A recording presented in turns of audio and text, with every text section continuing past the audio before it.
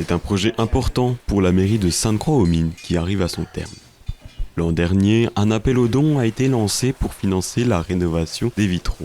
La dernière étape a eu lieu mercredi 23 avril. Un chantier minutieux confié à des artisans d'art. Tout à la main, tout à l'ancienne, que ce soit de la découpe du verre au montage, au masticage pour rendre le vitrail étanche. On est bien obligé dans ce métier d'être minutieux avec du verre qui reste fragile, assez fin. Et des pièces peintes d'origine qui sont d'une précision assez unique. C'est la première fois que je vois des pièces peintes qui sont si précises. Donc lors du montage, on va aller mieux faire plus attention que d'habitude, quoi. Le verre utilisé pour ces vitraux présente une caractéristique particulière. Sa fabrication demande un travail spécifique pour obtenir ce résultat. Pratiquement toutes les pièces sont en verre givré. C'est une texture qu'on a dû recréer avec un processus de colle à l'os comme à l'ancienne. En fait, c'est tout un processus de colle qu'on chauffe et qu'on étale sur des plaques en verre qui sont lisses.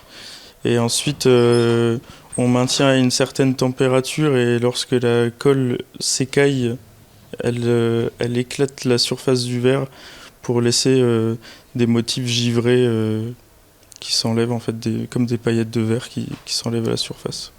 Plusieurs mois ont été nécessaires, notamment pour réaliser ce procédé de verre givré. On a mis à peu près 3 mois pour restaurer la totalité des vitraux, que ce soit ceux du bureau du maire et ceux de la cage d'escalier.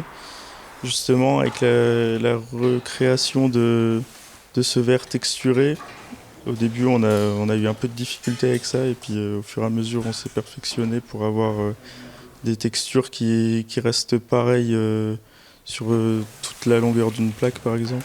Le projet est en partie financé par des dons et une subvention de la Fondation du patrimoine. C'est un patrimoine important, la mairie de Sainte-Croix. C'était une ancienne demeure Burrus qui est devenue la mairie et la maison commune, c'est important. On a pu faire profiter l'ensemble de la population qui voulait s'y joindre à part des dons de 50 euros, 100 euros, 1000 euros. On a quand même eu des donateurs à 1000 euros. Bon, pas beaucoup, mais on en a quand même eu. Et ça représente quand même un peu plus de 10 000 euros que nous avons reçus à ce jour. Plus la Fondation du patrimoine a décidé de nous attribuer une subvention exceptionnelle, vu la qualité du projet, de 10 000 euros supplémentaires.